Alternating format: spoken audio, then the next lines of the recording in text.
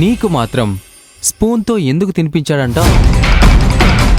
So మహేష్కి నిన్ను పెళ్లి చేసుకోవడం ఇష్టం లేదు, దట్స్ కన్ఫర్మ్. కాబట్టి మహేష్కి ఫుల్ స్టాప్ పెట్టి తిరిగి నా చాప్టర్లో రీఎంట్రీ ఇవ్వు. దీని బ్రెయిన్ బాగానే వాష్ చేశాం ఆకాష్. ప్లాన్ బాగానే వర్కౌట్ చేసి దీన్ని మళ్ళీ కన్ఫ్యూజన్లోకి నెట్టారా?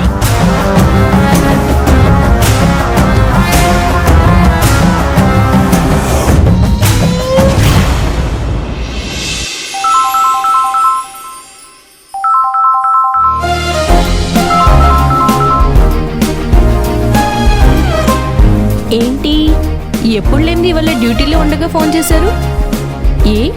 నేను గుర్తొచ్చానా? అవును, నీతో ఒక విషయం చెప్పాలని కాల్ చేశాను అమృత. చెప్పండి. మా అమ్మగారికి ఒంట్లో బాగాలేదట.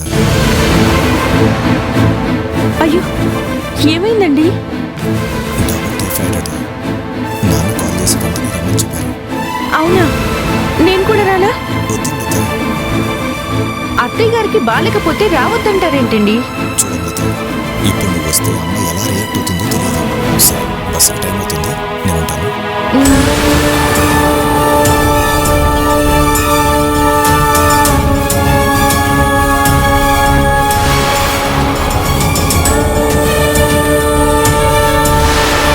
కృష్ణయ్య, మా అత్తయ్య క్షేమంగా ఉండేటట్టయినా చూడవయ్యా.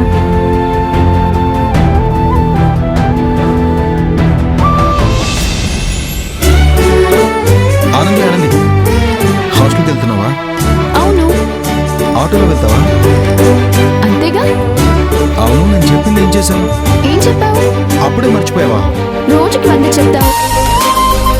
అందులో దేని గురించి అడుగుతున్నావో నాకెలా తెలుస్తుంది? అవును, మిత్ర మేడంతో మాట్లాడావా?